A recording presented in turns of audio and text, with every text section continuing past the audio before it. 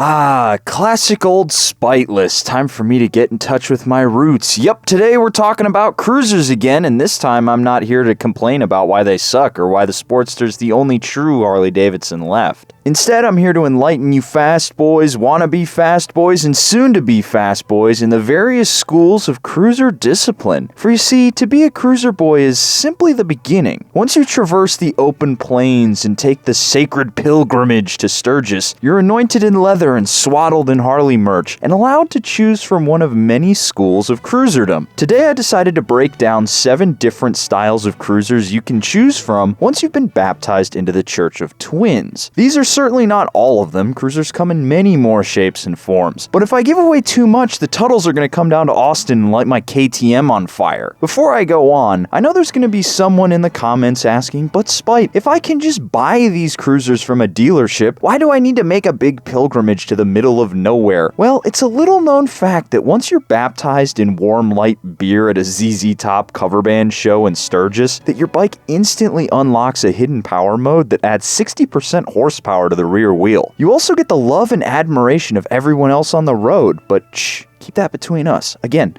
I don't want the Tuttles coming after me for leaking their secrets. You know what's not a secret though? How bad your phone mount is. If you're rocking one of those old-timey claw mounts with the rubber bands that hold your phone in place, you might as well just stick your phone to your handlebars with blue tack and baling twine. You already know that Rockform is the better choice. The only question is, why haven't you gotten one yet? Is it some sort of crippling fear of success and greatness? Do you fear your phone mount might be better than your motorcycle? Well, I'm here today to tell you that you can enjoy the confidence of knowing your phone is safely locked to your handlebars with Rockform's drop-tested phone case and aluminum base. Just screw the base to your bars, twist the case on, and you're done. No more claws pushing your volume buttons up and down as you ride, or turning your phone off while you're trying to read a map. Get yours today by clicking the link down below and using the code YN25 for 25% off your order. Now, I can't say this is the official mount of the Church of Cruiser Boys, because that's not a thing, but if it was, Rockform would definitely be their choice, especially over just popping your phone in your handlebar-mounted cup holder. Okay, let's get today's list started with one of the most popular styles of cruisers, the muscle bike. These are the kind of cruisers where the rider brags about how often they beat sport bikes in the quarter mile and how they're the apex predator on the highway. Now, if I was going to buy a cruiser,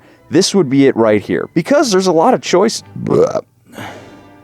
Great. Now, if I was going to buy a cruiser, this would be it right here, because there's a lot of choices, all of which are ready to rip your arms off while still being an all-day ride kind of a bike. There's the Harley-Davidson Fat Bob, the Triumph Rocket 3, the Ducati Diavel. These kinds of cruisers typically feature forward foot pegs, upswept handlebars, and a seat with an ass shelf so it doesn't jump out from underneath you when you crack the throttle open. If you're not feeling the factory muscle bikes, you can also convert your stock cruiser into a straight-line monster with a big bore kit, a new air cleaner, and a fresh set of pipes. Word to the wise though, if you're looking to make big power out of your cruiser, you need to do a 2-into-1 system. Not only will it gain you a little bit of ground clearance, but you'll be able to move exhaust gas more efficiently. Do not do drag pipes. That's the perfect way to gut your low end, which is the whole point of owning a muscle bike. Also, if you're building your own muscle bike, a common mistake is to forget to upgrade your brakes. So at the very least, you're going to need a new set of pads, fresh fluid, and steel lines. And in many cases, you'll just want new calipers and bigger rotors. Next up, we have a very common style of cruiser, and it's the bagger, sometimes called a dresser by your more hoity-toity cruiser boys. This one's easy to pick out because it's a bike with either hard leather saddlebags or side cases, or maybe even a top box. These are cruisers for the kind of rider who wants to get out and see the world from their studded leather saddle, or just wants to ride to work on the two-wheeled equivalent of a V6 Mustang. Common additions to the bagger include a windshield the size of a boogie board, tassels, floorboards, cup holder, speakers that are always turned up to 11 playing Tush by ZZ Top, Live to Ride medallions, American flags, straight pipes, and all sorts of screamin' eagle parts. You see, the bagger rider typically comes in 2 forms, the used bagger boy and the dentist. The used bagger boy picked up the bike secondhand and rides tens of thousands of miles on the bike. And the dentist, well, he bought the bike so that he could hang out with his cool friends. And they blew about $10,000 on literally the entire Screamin' Eagle catalog all the way down to the spark plug wires. Yep, you heard me right. Harley offers special branded spark plug wires. Now we take a look at the often underappreciated segment of cruiser riders, and number 3 on today's list, the lightweight or sport cruiser. These are usually metric cruisers, something like your Rebel 500s, Yamaha Bolts, or Vulcan S, which, no Vulcan boys, I still do not like the Vulcan, I'm sorry. They come with peppier engines, which in the case of the Rebel and the Vulcan are poached straight off of sport bikes, and they have the ground clearance and suspension to let you chuck them into a corner. However, you also get some American cruisers that can party too, stuff like the Indian Scout line, the Harley Roadster, and the Street Rod. But if you do want to buy a Roadster, you better buy it now because they officially cut it from the 2021 lineup. Funny story, I was once in a group ride with a bunch of sport bike boys on my Street Rod, and the ride was chaotic to say the least. People were getting lost, a dude on his ZX14 got a flat tire, it was a mess. But me and the guy leading it, who was on an Aprilia RSV4 1100 factory, were tearing ass up and down 1431 trying to get everybody and get them back on track. He was going pretty quick, but I was able to keep pace with him, and later he said that I was putting the sport in Sportster, which was nice to hear, if a little disappointing, seeing as how I was on a street rod. But this is a long-winded way of saying that a cruiser can keep up if you want it to. If you're planning on pushing a cruiser though, you need to make sure you address the suspension first and foremost. A nice set of rear shocks are a night and day difference. Next up we have the club bikes,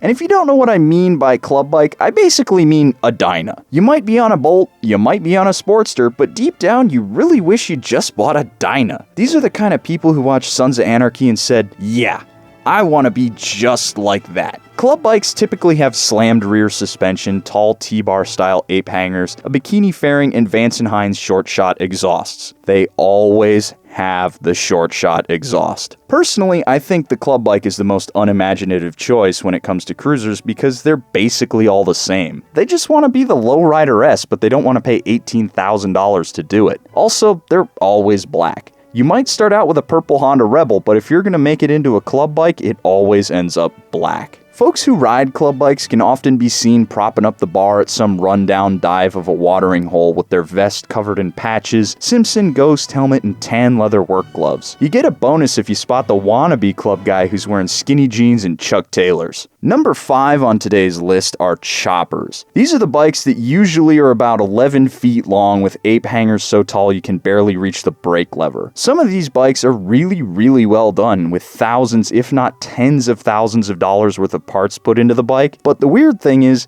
you never see them on the road. I've only been at one event in my life where I actually saw somebody riding their custom chopper, and it was the Rot Rally parade because no one was going above 10 miles an hour. Now, most people hear the word chopper and immediately think of the It Came From Craigslist style Mad Dog 131-inch Freedom machines, but there's actually a lot of diversity in the world of choppers. You'll often see Triumph Bonnevilles or old UJMs converted into choppers, all the way down to the Honda Fury, which is a factory chopper, which of all the manufacturers, I still don't get why Honda makes it. If you're wondering how to identify one, well, obviously look at the front end of the bike. If it's long as hell, it's a chopper. But you can also look at the rear. Choppers typically use a hard tail, which means there's no suspension for a manly ride. You could also ask yourself, would Peter Fonda ride this motorcycle? And if so, it's probably a chopper. They're usually purchased by somebody as an impulse buy. They ride it once or twice and decide to sell it on Craigslist for $40,000 with a tagline, one of a kind custom motorcycle. Number 6 today is the bobber. Now, the bobber is often mistaken for the chopper, and it's because while they have very different geometry, they have very similar pared down and simplistic aesthetics. Think of something like the Triumph Bonneville bobber. It's got the tail end of a chopper with what looks to be a hard-mounted tail and spring-loaded seat, but it lacks the crazy raked-out front end and itty-bitty bicycle tire. Instead, bobbers tend towards a massive front tire that would qualify as a rear in most civilized circles. Bobbers are a little like muscle bikes with an identity crisis. They want to go fast, but they also want to look like they're from 1914. The bobber rider can be identified as a well-groomed 20-something guy wearing a designer white t-shirt and skinny jeans. They usually have about 5 pounds of hair gel on their head, which is why they don't wear helmets. If they crash, their noggin's protected by a diamond-like case of pomade and extreme extreme hipster energy. They're not bearded though. They tried to grow one once and it came in all patchy and weird. Now the last style of cruiser you might see out there is the Busa Boy in disguise. This is the bike that can easily be identified due to its garish use of colors and chrome. These ones come in all shapes and sizes, from ridiculous choppers with naked ladies airbrushed on them to street glides with 31-inch front wheels and bags sharp enough to cut through steel. They always have lights, usually a lot of lights, and oftentimes they're not that well hidden because they spent all their money on a new paint job and could only afford the $20 Amazon light kit. These bikes never see a mile because they can't turn out of the driveway, so the only time that you see it is when the Busa Boy in disguise pulls up to a bike night in his car and pulls out his cell phone. You always find yourself asking, why didn't you just buy a Hayabusa or a Gixxer 1000?